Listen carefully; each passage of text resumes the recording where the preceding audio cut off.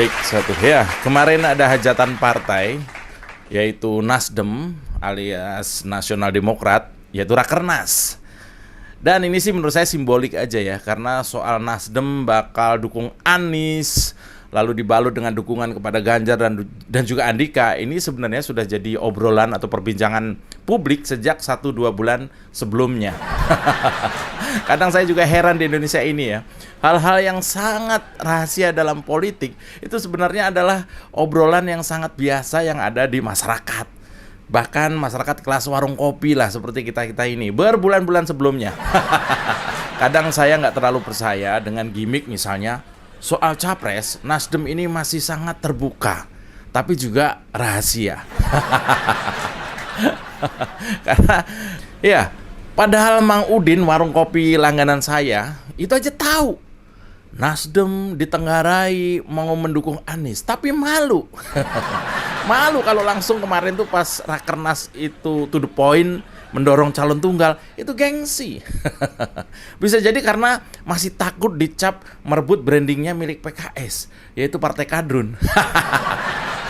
Dan setelah pengumuman capres ala Nasdem kemarin, hari ini Nasdem sedang menikmati eksodus kecil-kecilan kadrun pendukung Anies yang mulai merapat ke Nasdem. Ya, sementara Partai Nasionalis sedang menikmati banjir eksodus besar-besaran dari simpatisan Nasdem yang nasionalis. Waduh, kok kebalik ya? Ini hasil surveinya SMRC loh, ini bukan ngarang loh. Pusing nggak tuh Om Brewok tuh? Saya membayangkan, melihat tren publik terutama simpatisan Nasdem ini kecewa atas pilihan capres pada Rakernas kemarin, mendadak ada Rakernas Nasdem lagi.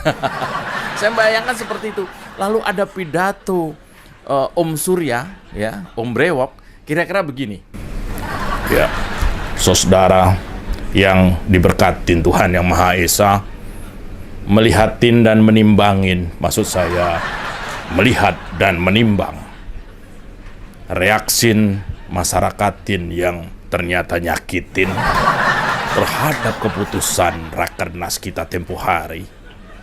Saya akan mengambil langkah-langkah sebagai berikutin. Yang pertama, sudahlah, kita nggak usah usul capres manapun, karena ngeribetin. Kita dorong Anies, kadrun pada ngikutin. Kita dorong Ganjar, saya dipelototin. Kita dukung calon lain, kader kita cemburu, bukan main. Oleh karena itu, saudara, dengan kerendahan hati pada Rakernas luar biasa ini, saya mutusin soal capres. Saya nggak mau mikirin. Ya, bisa jadi begitu ya. Itu yang ada dalam imajinasi saya itu seperti itu. Karena hasil survei Saiful Mujani Research and Consulting atau SMRC menunjukkan mayoritas pemilih Partai Nasional Demokrat atau Nasdem itu mendukung Ganjar Pranowo, 41%. Ini bisa dipertanggungjawabkan karena hasil survei SMRC kita tahu sebuah lembaga yang cukup kredibel. Nah, yang menarik adalah kalau kita lihat video pengumuman capres hasil Rakernas kemarin itu udah nyaris mirip pengumuman KPU. Jadi ketika Surya Paloh membacakan nama kandidatnya, itu reaksi penonton udah kayak apa tuh, pengumuman final hasil Pilpres gitu. Ketika Surya Paloh mau nyebut Anies Baswedan, itu pengurus Partai Nasdem yang merasa pendukungnya Anies langsung teriak dan haru. Anies, oh presidenku, udah kayak gitu. Padahal masih jauh, woy. Jauh. Ini cuma pengumuman rekomendasi dari DPW.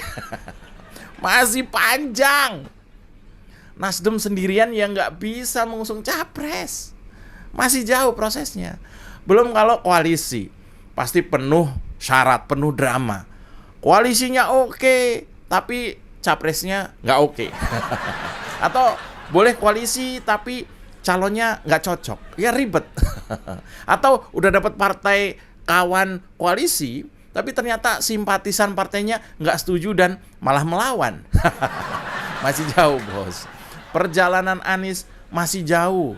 Bisa jadi dia harus ya mampir dulu KPK mungkin ya. Ya, dengan keputusan Nasdem mengusung 3 nama sebenarnya nggak terlalu menghebohkan, ya. Dan sangat disayangkan kenapa cuma 3 nama. Harusnya sampai 10 nama lah minimal.